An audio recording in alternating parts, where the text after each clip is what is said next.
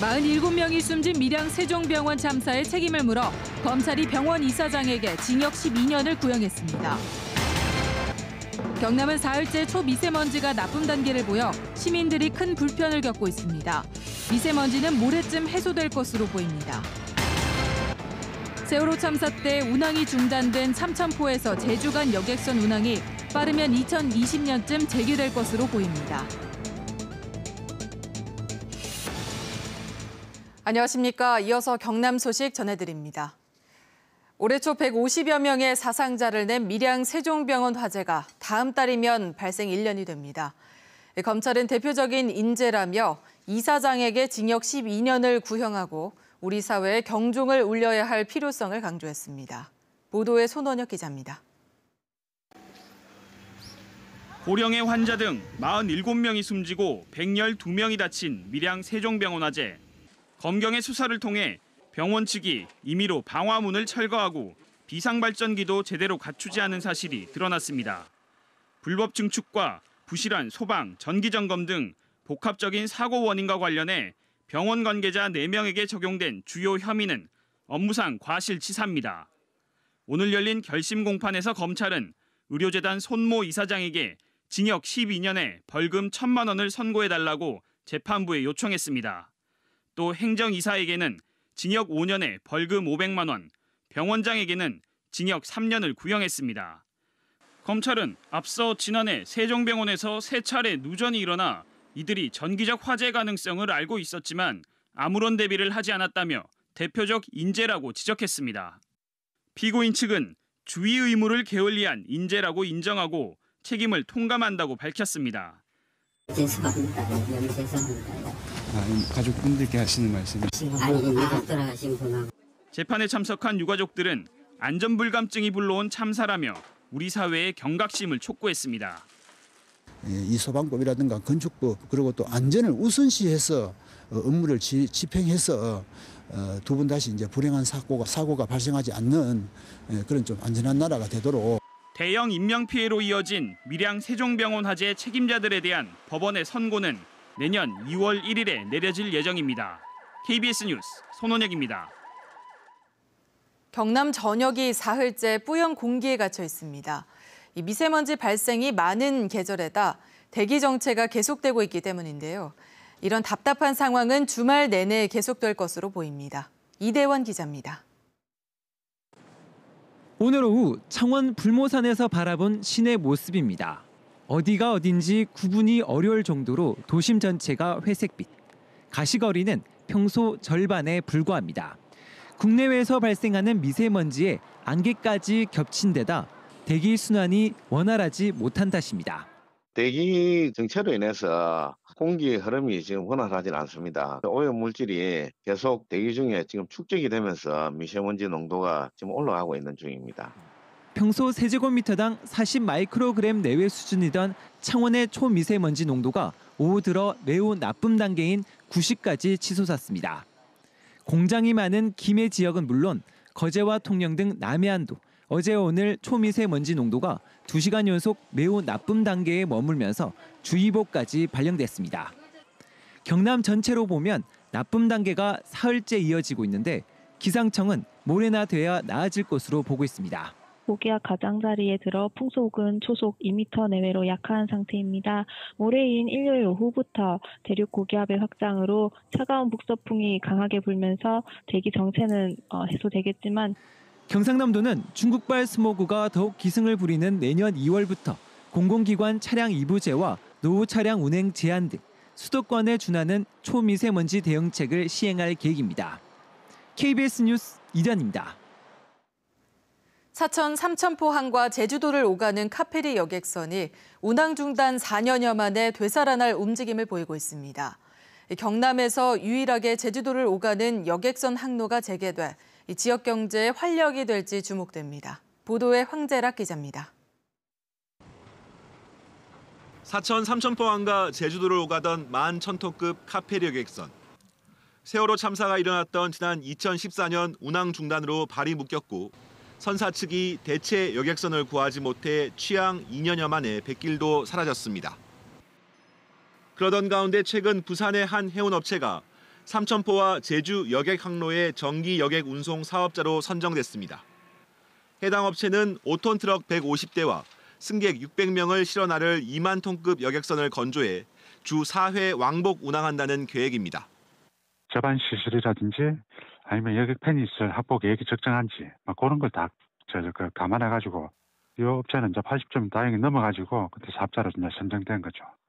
다만 해당 업체가 운송면허 신청 2년 이내인 2020년 말까지 600억 원의 자금을 마련하고 실제 선박을 투입하는 것이 조건입니다.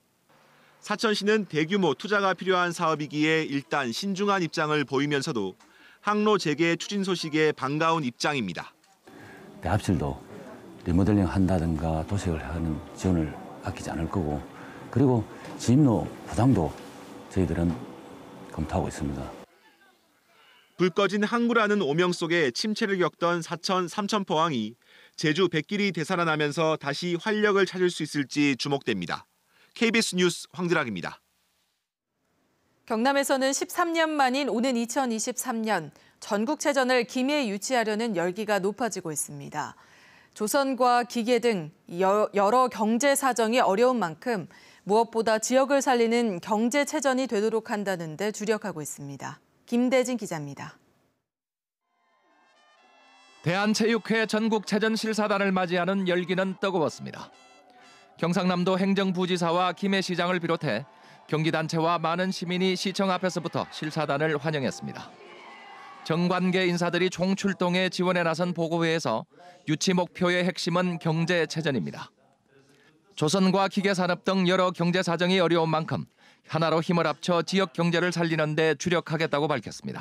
조금 더 희망을 주시면 좋을 것 같고 여러 가지 체육 인프라를 만드는 과정에서 거기서 지역 경제 활성화나 이런 것들이 충분히 연결된다고 봅니다. 그리고 전국체전이 김해에서 열리면 선수와 응원단 등 3만여 명이 김해를 비롯해 인건시군까지 경남에 일주일을 머물게 됩니다. 이에 따라 김해시는 숙박업소와 음식점 경기 활성화 등으로 지역 경제 유발 효과가 5천억 원에 달할 것으로 전망했습니다. 또 2,700억 원에 이르는 부가가치와 6천 명의 고용 창출 효과를 기대했습니다. 전국 체전 유치를 위해서 우리 도민과 시민들의 열망과 간절함, 어떤 절박함 이런 것으로 이해해 주시면 감사하겠습니다. 저희가 깊이 또 감명을 받고 있습니다. 좋은 성과가 여러분들께 돌아가도록 나름대로 열심히 해보겠습니다. 실사단은 김해 주 경기장 예정지를 비롯해 오늘까지 창원 경륜장과 사격장 등을 둘러봤습니다. 김해와 부산이 경합을 벌이고 있는 2023년 전국체전 개최지는 실사단의 심사를 거쳐 다음 달 말쯤 최종 결정됩니다. KBS 뉴스 김대진입니다. 다음은 희망 2019 나눔 캠페인 성금을 KBS에 보내주신 분들입니다.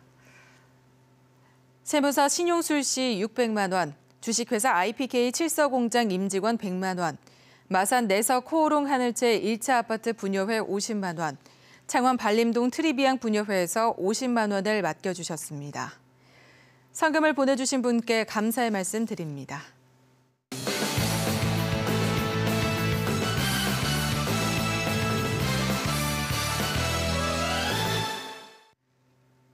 오늘 오후 4시쯤 거창군에서 규모 2.7의 지진이 발생했습니다. 기상청은 정확한 지진 발생 위치는 거창군 북북동쪽 9km 지역으로 북위 35.76도, 동경 127.95도이며 발생 깊이는 12km로 추정된다고 밝혔습니다. 경남소방본부는 지진 발생 이후 땅이 흔들린다는 문의 전화가 20여 건 접수됐지만 접수된 피해는 없다고 확인했습니다. 창원지법 밀양지원이 기부행위 제한 규정을 어긴 혐의로 재판에 넘겨진 한정우 창녕군수에 대해 벌금 80만 원을 선고해 군수직을 유지하게 됐습니다. 한 군수는 지난 6.13 지방선거를 앞두고 창녕의 노인정 등에 자신의 이름이 새겨진 달력 6부를 나눠준 혐의로 재판에 넘겨졌습니다. 경상남도교육청은 창원시 진해구의 모 초등학교에서 어제까지 구토와 복통 등 식중독 의심 증세를 호소해 진료를 받은 학생이 19명이라고 밝혔습니다.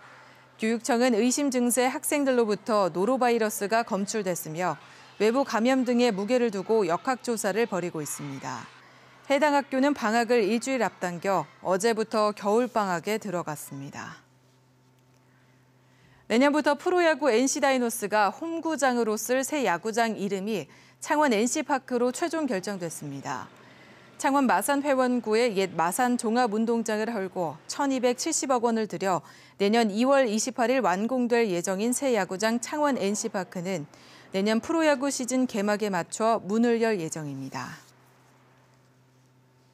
경남 지역 초중 고등학생 사이에 독감 환자가 급증해 보건당국이 지금이라도 백신 접종을 받도록 당부했습니다. 경상남도 교육청은 이달 중순까지 경남 초중고생의 5.5%가 독감에 걸렸다고 밝혔습니다. 보건당국은 이번 독감은 대부분 A형으로 내년 3월까지도 유행할 수 있다며 지금이라도 백신을 접종하는 게 좋다고 당부했습니다. 오거돈 부산시장이 가덕 신공항 추진을 위한 부산시 의회에 적극적인 지원을 요청했습니다. 오 시장은 오늘 부산시 의회에서 열린 의원총회에 참석해 김해 신공항 정부와는 소음과 안전성 문제 등으로 사실상 건설이 불가능하다고 주장했습니다. 또 경남도 의회는 성명을 발표하고 특별위원회를 먼저 꾸려 앞서서 진행하고 있다며 부산시 의회 차원의 활발한 논의를 요청했습니다. 경상남도가 내년 문화와 체육시설 사회간접자본 SOC 확충에 788억 원을 투입합니다. 문화시설 확충 예산은 진주 연암도서관 등 노후 공공도서관을 개방형 북카페로 바꾸는 등의 48억 원, 체육시설 예산은 사천 다목적 체육관 등 체육관과 전지훈련시설 등의 720억 원이 각각 지원될 예정입니다. 경남 소식이었습니다.